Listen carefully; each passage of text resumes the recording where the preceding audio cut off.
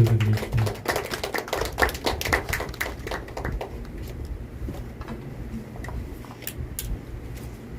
예, 샬롬. 오늘 말씀의 제목을 한번 읽어보겠습니다. 하늘로부터 오는 평안. 말씀에 들어가기 전에 좀 바뀐 게 있죠. 그죠? 원래 오늘부터 시행하려고 했던 건 아닌데 교회 소식을 먼저 경배와 찬양하기 전에 오늘 먼저 하게 되었습니다. 광고를 갖다가 이렇게 교회 소식을 먼저 전하는 이유는 교회 소식을 못 듣고 이제 올라가시는 분들 계시고 그렇기 때문에 미리 교인들이 다 모였을 때 그때 교회 소식을 전하는 게 맞다. 그래가지고 이제 앞으로 이제 경배와 찬양하기 전에 이렇게 먼저 교회 소식을 전하도록 그렇게 하겠습니다. 그리고 오늘 드림 찬양대 찬양이 너무 은혜로웠습니다. 너무 감사합니다. 우리 교회가 이제 점점 큰 교회로 성장할 것 같습니다. 네. 아멘 없습니까? 네. 오늘 하늘로부터 오는 평안이라는 제목으로 말씀을 전합니다. 본문을 또 두 개를 잡았어요. 한 개만 잡아도 되는데 왜 자꾸 이렇게 제가 힘든 일을 하는지 모르겠습니다. 자, 우선 그림을 한번 보여주십시오. 뭐라고 적혀 있습니까? 나라의 죽음이라고 적혀 있습니다. 때는 프랑스 대혁명 때입니다. 세계사를 요즘 공부를 갖다가 잘 안 하는 모양입니다. 그래서 세계 역사를 좀 알아야 되는데 그 유럽 역사에 있어서 굉장히 중요한 사건 중에 하나가 프랑스 대혁명입니다. 1789년에 일어났어요. 그것도 1789년 7월 14일 날 프랑스에 있는 바스티유 감옥이라는 감옥을 갖다가 폭파함으로써 혁명이 일어났습니다. 그때 혁명이 일어남으로써 구체제를 무너뜨리고 새로운 신질서를 만들기 위해서 혁명을 일으켰는데 그 혁명이 일으켜지다 보니까 나중에는 여러 파가 나와가지고 생각했던 대로 혁명의 방향이 흘러가지는 못했습니다. 그때 이렇게 유명한 인물들 몇 사람이 등장을 하는데 그 중에 마라라는 사람이 있었습니다. 이 장폴 마라라는 사람은 민중선동가였고 이 사람은 의사였고 언론인이었습니다. 아마 기자나 논설위원쯤 됐던 모양입니다. 신문에 인민의 벗이라는 신문이 있는데 그 신문에 대해서 글을 쓰면서 왕과 귀족들 세력들을 비판하면서 아주 거칠게 비판하며 그들을 처형시키는 것을 선동하는 그런 글들을 많이 적어냈습니다. 그러다 보니까 대중들의 지지는 많이 얻었지만 적들도 많이 생겼던 겁니다. 그런데 이 사람은 지병이 하나 있습니다. 굉장히 심한 피부병이 있었어요. 그래서 식초를 탄 그 욕조의 물에 항상 들어가 가지고 그 치료를 하고 있는 겁니다. 그래서 욕조에 앉아 가지고 거기서 하루 종일 글을 쓰는 사람입니다. 그러다가 혁명이 일어난 지 4년째 됩니다. 그때 다음 화면 한번 보여주세요. 샤를로트 코르데라는 여성이 찾아옵니다. 25살 된 아리따운 여성이 찾아와가지고 당신들의 반대파에 대한 명단이나 정보를 줄 테니까 나를 만나달라. 그래가지고 집안에 들이게 됩니다. 드리는데 잠시 이야기를 나누다가 샤를로트 코르데라는 이 여인이 칼을 들고 마라에게 달라들어서 가슴에 칼을 찔러가지고 죽여버립니다. 그래서 이 마라라는 사람이 죽게 되는 거죠. 자, 근데 이 여인이 그 자리에서 잡힙니다. 잡혀서 하는 말이 나는 한 사람을 죽여서 10만 명의 목숨을 구했다. 이 말을 하는 거예요. 워낙 마라라는 사람이 선동가였고 야코벤 당이라는 아주 급진파 당에 속해 있으면서 많은 사람들을 죽게 만들었습니다. 자, 이 여인도 나흘 후에 단두대에서 처형이 됐습니다. 그때는 얼마나 그 혁명이 과격하고 심했던지 말이죠.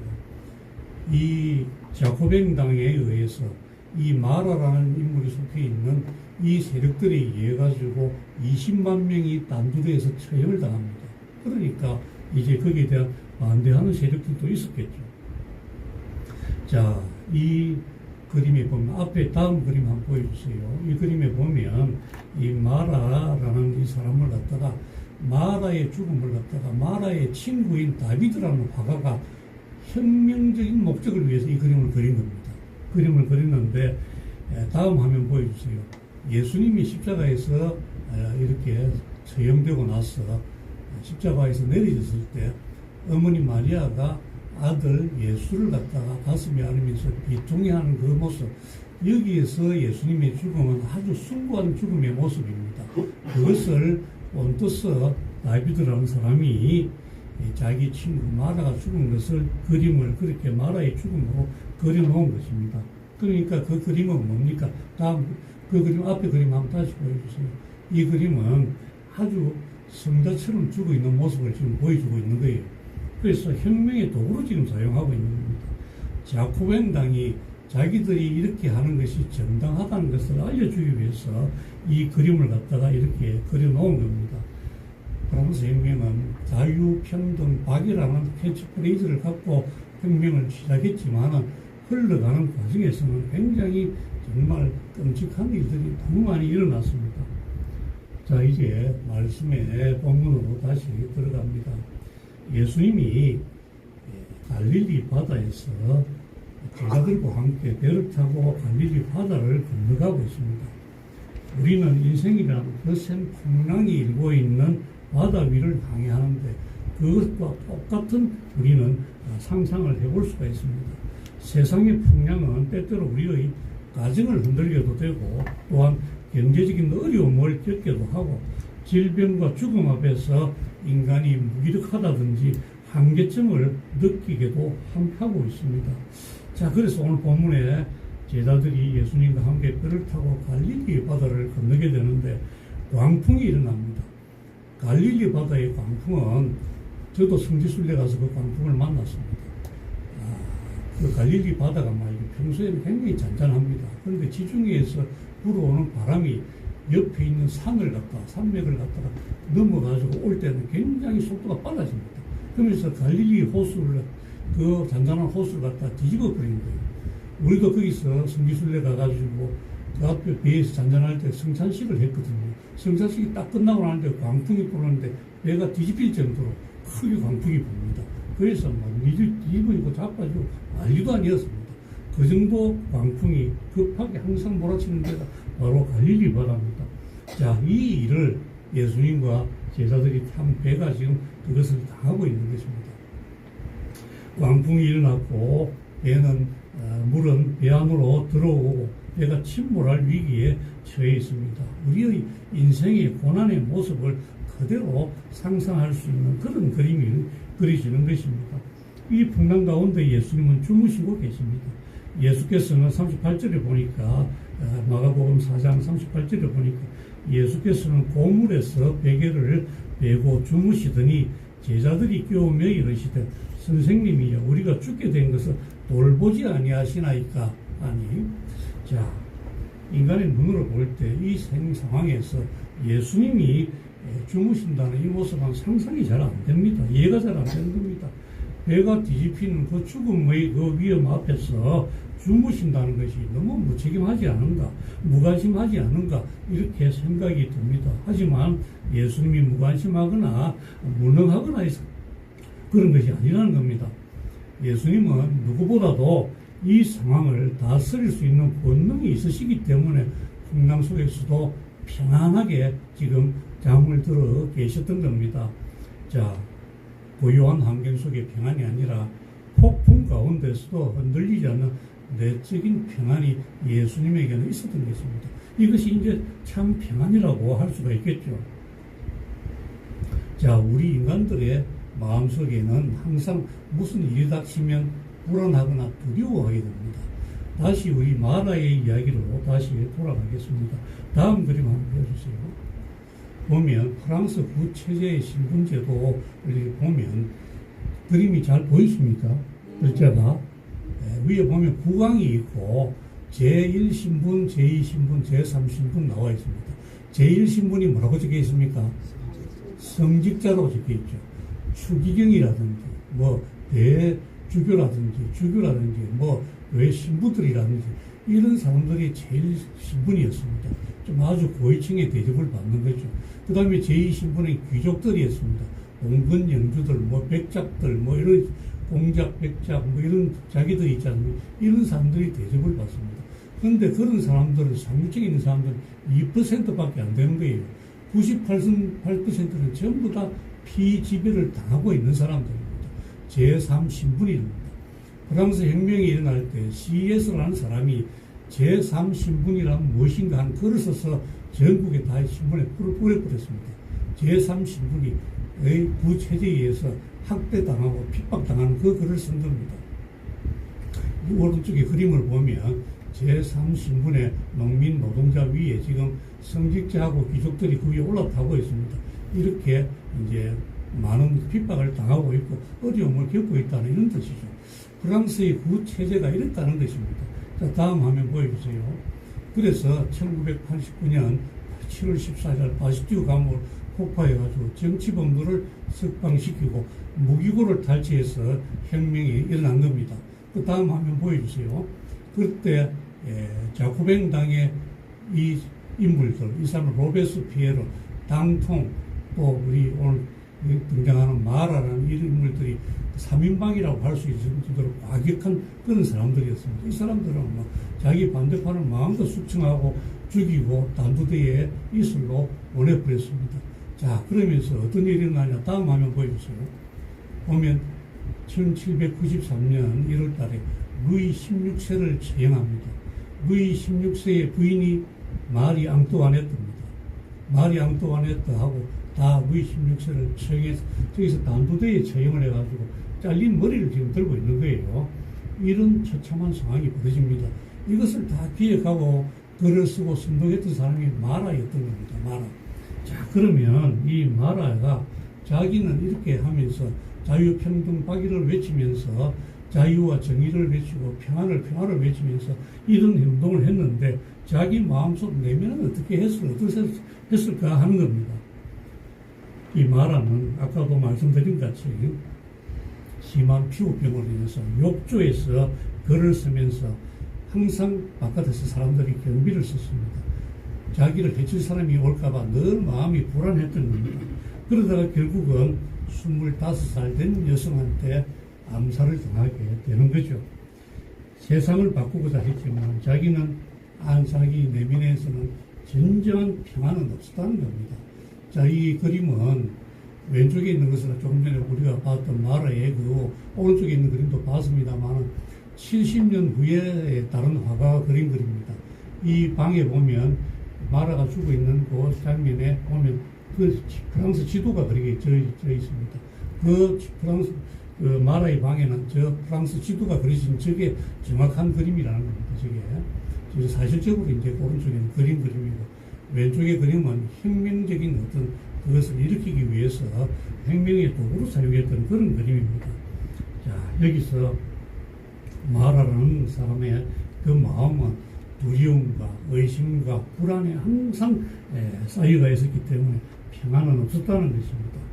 두 그림을 보면서 우리는 질문을 던질 수가 있습니다. 국가를 뒤집어 버리고 국왕과 귀족들을 처형하고 반대파를 숙청한다고 좋은 세상이 올까 하는 겁니다. 정말 그렇게 해서 평화가 올 수 있을까 하는 겁니다. 그런 생각이 드는 겁니다. 자, 오늘 우리 성경의 본문에서는 폭풍을 없애는 것만으로는 참 평안을 얻을 수 있을까 하는 그 의문이 우리에게도 생기는 것입니다. 자, 그러면 우리에게 어떤 평안을 우리는 어떻게 얻을 수 있는가 하는 거죠. 오늘 마가복음 4장 39절 40절 한번 읽어보시겠습니다.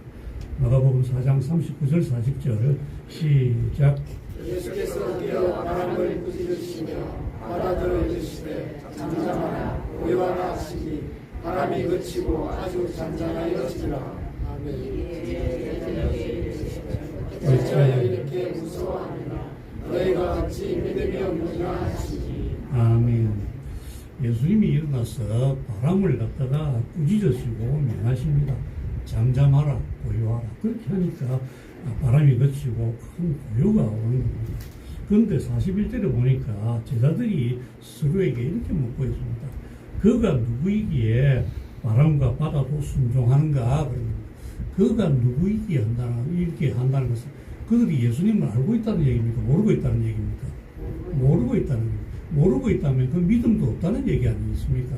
자, 예수님이 누군지 모르니까 예수님에 대한 믿음도 없는 것입니다. 그냥 그들은 제자일 뿐입니다. 제자로서 뭔가 스승한테 배우러 가는 겁니다. 예수님이 나의 메시아요, 나의 하나님이시라는 걸 모르고 있는 것입니다. 그래서 예수님이 40절에서 얘기를 하시죠.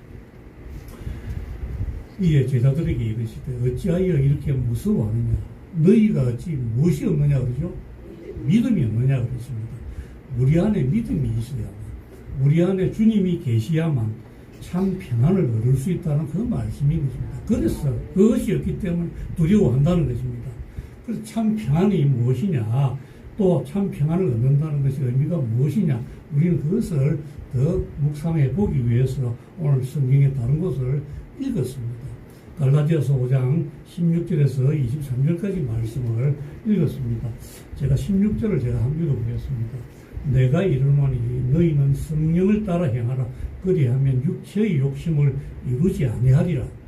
자, 예수 그리스도를 믿는다는 것은 그 내 안에 예수 그리스도의 영이신 성령께서 내 안에 내주하게 해주시고 내하고 주님은 하나가 된다는 것입니다. 그래서 성령을 따라서 이제 그리스도인으로서 합당한 일을 해야 한다는 것입니다. 그렇게 살아야 된다는 겁니다. 그런데 성령의 소욕과 육체의 욕심은 함께 할 수 없다는 거죠. 성령의 음성에 귀를 닫아버리고 육신의 욕구에 굴복하게 될 때 나타나는 행위들이 하나씩 살펴보면 이런 것들입니다. 19절에서 21절에 보면 육체의 일은 분명하니 곧 음행과 더러운 것과 호색과 우상숭배와 주술과 원수 맺는 것과 분쟁과 시기와 분냉과 당짓는 것과 분열함과 이단과 투기와 술취함과 방탕함과 이런 것입니다. 그러니까 이런 일을 하는 자는 21절에 보니까 하나님 나라를 유업으로 받지 못한다 그랬습니다. 육체의 열매를 맺고 있으면 하나님 나라를 상속받지 못한다는 겁니다. 그렇다면 육체의 열매를 맡겼습니다. 우리 19절부터 21절 사이에 보면 육체의 열매를 맺는 사람들은 육체의 열매를 맺게 되면 육신의 욕구에 굴복하는 겁니다. 그렇게 되니까 자신은 물론이고 공동체를 다 파괴하는 행위들을 하게 되는 것입니다. 원수 맺는 것, 분쟁하는 것, 시기와 분내는 것, 당짓는 것, 분열하는 것. 자, 교회가 힘든 상황에 빠지는 것의 대표적인 게 하나가 뭡니까? 교인들 사이에서 나중에 당이 만들어집니다. 당파가 만들어집니다. 교인들끼리 사소한 것까지 당파 만들어지고 사소한 감정 가지고 서로 틀어지고 이렇게 되는 겁니다. 우리 교회는 지금 작은 교회이기 때문에 아주 지금 뭐라 할까요? 아주 평안합니다. 평안한 상태고 서로 은혜롭고 지금 그렇습니다. 제가 오늘 뒤에 앉아서 예배를 드리는데 이렇게 은혜가 넘칠 수가 없습니다. 그러면 누가 역사합니까? 마귀가 반드시 역사합니다. 우리 교회는 지금 좀 있으면 굉장히 부흥할 거거든요. 그럴 줄 믿습니까? 네. 그런데 마귀는 반드시 역사합니다. 그렇기 때문에 우리가 육체의 열매를 맺는 생활을 하게 되면 교회가 자꾸 이렇게 힘들어지고 분열이 생기기 시작합니다. 그러면 교회가 바로 서지 못한다는 겁니다. 그래서 우리가 맺어야 될 것은 육체의 열매가 아니라 성령의 열매입니다. 성령의 열매가 9가지가 있습니다. 그죠? 자, 22절과 23절을 한번 읽어보시겠습니다. 시작. 오직 성령의 열매는 사랑과 희락과 화평과 오래 참음과 자비와 양성과 순종과 온유와 절제니 이런 것을 금지할 법이 없느니라. 아멘. 하나님 나라를 유혹으로 받기 위해서는 우리가 성령의 열매를 맺어야 되는데 그 성령의 열매를 맺는데 그것이 9가지가 있다고 했습니다. 그 중에 사랑과 희락과 그 다음에 뭐가 있습니까? 화평이 있습니다. 이 화평이 바로 평안이라는 거예요. 헬라 성경에는 에이레네, 히브리어 성경에는 샬롬이라는 겁니다. 성령의 열매를 맺으면 그 안에 평안이 있다는 것입니다. 그것은 예수 그리스도를 믿는 자, 예수님이 오늘 마가복음에서 말씀하셨습니다. 너희가 어찌 믿음이 없느냐? 믿음이 있다는 것은 내 속에 예수 그리스도가 계신다는 것이고 내 안에 성령이 계신다는 것이고 성령의 열매가 맺어진다는 것이고 성령의 열매 중에서는 평안이 있다는 것입니다. 자, 그래서 이 열매에 해당하는 단어가 헬라어로는 카르포스입니다. 카르포스는 복수가 아니라 단수라는 거예요. 복수.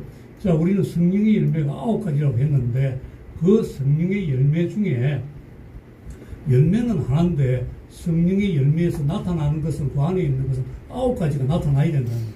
그 9가지가 다 있어야지 그게 하나의 성령의 열매가 된다는 얘기입니다. 사랑은 있는데 화평이 없다든지 화평은 있는데 절제를 못한다든지 충성이 없다든지 그건 아니라는 거예요. 그러면 성령의 열매가 없다는 것입니다. 성령의 열매에는 사랑과 희락과 화평과 자비와 양성과 충성과 오래 참음과 온유와 절제가 동시에 다 나타나야 된다는 겁니다. 그 안에 평안이 있는 겁니다. 평안이 있다는 것은 내가 성령의 열매를 맺고 있다는 것을 얘기를 한다는 것입니다. 자, 성령의 열매는 성도 개개인이 성령을 따라서 자신의 육체적 정욕과 싸워서 이기는 전투적이고 순종적인 삶을 통해서 맺어지는 열매라는 겁니다. 성령의 은사는 성령께서 일방적으로 사람들에게 나눠주시는 겁니다. 성령의 은사는 그렇다는 거예요. 성령께서 선물로 다 어느 분에게는 뭐 찬양을 잘하는 은사를 주시고 또 어떤 사람은 뭐 예언을 잘하는 은사를 주시고 그렇다면 성령께서 일방적으로 나눠주시는 겁니다. 그런데 성령의 열매는 성령이 역사하시는 데에 따라서 우리가 육체의 열매를 맺지 않으려고 노력하고 그 마귀의 역사와 싸워가면서 투쟁적으로 얻을 때 성령의 열매는 맺어진다는 겁니다. 믿으십니까? 자, 그래서 성도 개개인에게 주어지는 성령의 열매의 풍성한 정도에 따라서 그가 어느 정도까지 성령의 다스림을 받는가, 어느 정도의 성령의 충만한 삶을 살고 있는가, 그것을 가늠할 수가 있다는 것입니다. 자, 그런 가운데서 성령이 임하시면 참 평안이 우리를 지배하기 시작합니다. 성령이 임하시면 풍랑 가운데서 두렵고 흔들리던 마음이 이상하리만큼 예수님처럼 평안해진다는 겁니다. 이것은 하늘 위에서 내려오는 평안이 머리끝부터 발끝까지 우리를 지배하기 때문에 그런 것입니다. 자, 오래전에 영국의 어떤 신문사에서 그림 그리기 대회를 갖다가 개최했습니다. 거기서 이제 상금을 걸었던 거죠. 그래서 뭐 그림 좀 그린다 하는 사람들은 다 모여서 그 대회에, 그림 대회에 참가를 했습니다. 자기가 생각해낸 그 평안이라는 제목을 가지고 그림을 다 그려나가기 시작했습니다. 어떤 사람은 고요한 숲속의 정취를 갖다가 그리고 또 어떤 사람은 잔잔한 호수를 그립니다. 그리고 어떤 사람은 행복한 가정을 그렸다는 거예요. 그런데 이런 그림들은 입상도 하지 못했습니다. 최우수작으로 뽑힌 그림이 있는데 뜻밖에도 이런 그림이었다는 겁니다. 요란한 소리를 내면서 떨어지는 그 폭포수를 그리는데 그 그림이 최우수상을 받았다는 겁니다. 그런데 그 그림을 자세히 보니까 그 폭포의 급류 속에 급류를 흘러내리는 물줄기 사이에 조그만 바위가 보이는데 바위 틈새에 조그만 새가 편한 모습으로 앉아있더라는 거예요. 그것이 평안이라는 겁니다. 그래서 그 작품이 최우수상을 받았다고 얘기를 합니다. 오늘 우리 본문에서 얘기하는 것도 그렇습니다. 우리 현실에는 우리가 살아갈 때 잔잔한 호수 같은 그런 상황만 있습니까? 그렇지 않지 않습니까? 정말 그 갈릴리 호수의 풍랑 같은 그런 우리의 환경들이 닥칠 때가 많이 있습니다. 자, 그 가운데서 평안할 수 있는 그 폭포수가 쏟아지는 그 상황에서도 평안할 수 있는 그 평안이 참 평안이라는 겁니다. 그래서 그 평안은 어떻게 오는가? 그것을 오늘 주님이 요한복음 14장 27절에서 이렇게 말씀을 하십니다. 한번 읽어보시겠습니다. 시작. 평안을 너희에게 주노니 곧 나의 평안을 너희에게 주노라. 내가 너희에게 주는 것은 세상이 주는 것과 같지 아니하니라. 너희는 마음에 근심하지도 말고 두려워하지도 말라. 아멘. 주님은 우리에게 평안을 주시겠다는 것인데 이 말씀은 성령님의 임하심에 대한 이제 최종적인 결론이 되는 것입니다. 주님은 우리에게 평안을 주시고 하시는 겁니다. 평안을 끼치고 하시는 분이고 그 평안은 세상이 주는 것과 같지 않다는 겁니다. 그리스도인의 진정한 영성의 표지는 성령의 열매를 맺음으로써 나타나는 예수님을 닮아가는 데 있는 것입니다. 그 예수님을 닮아가는 것의 가운데서 한 가지가 바로 평안이라는 것입니다. 자, 오늘 말씀을 마무리하겠습니다. 우리가 예수님을 따르지만은 풍랑이 몰아칠 때, 덮쳐올 때 우리가 예수님께 따지고 묻습니다. 저는 이렇게 힘든데, 풍랑을 만나서 괴롭고 힘든데 주님은 왜 나를 위해서 아무것도 해주지 않으십니까? 이렇게 질문할 때가 많습니다. 하지만 주님은 우리의 삶 가운데 가장 필요한 참 평안을 주시기 위해서 잠잠하게 기다리고 계시는 것입니다. 성령의 임재에 반응하도록 기다리고 계신다는 것입니다. 우리도 폭풍을 없애는 것만으로는 참 평안을 없앨 수는 없는 것입니다.